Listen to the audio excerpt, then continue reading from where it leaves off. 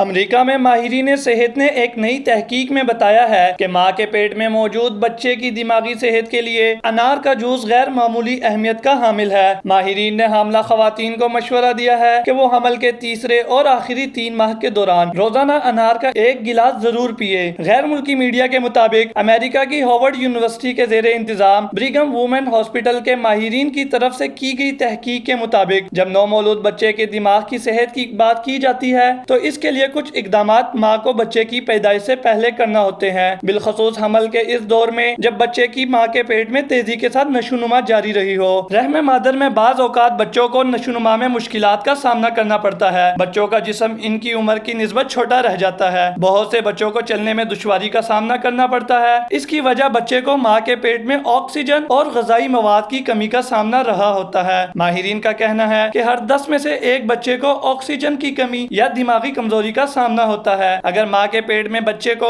Oxygen کی کمی رہی ہو تو اس کی بینائی پر بھی منفی اثرات مرتب ہو سکتے ہیں۔ تحقیق میں بتایا گیا کہ حمل کے ابتدائی 78 ہفتوں کے دوران اپنا طبی معائنہ کرانے والی 78 خواتین کو بتایا گیا کہ ان کے پیٹ میں بچے کی نشوونما سست روی سے ہو رہی ہے۔ ماہرین نے مائع بننے والی عورتوں کو کیپسول کھانے کی بجائے انار کا جوس پینے کا مشورہ دیا ہے۔ مجیب الرحمان، میڈیا 92، لاہور۔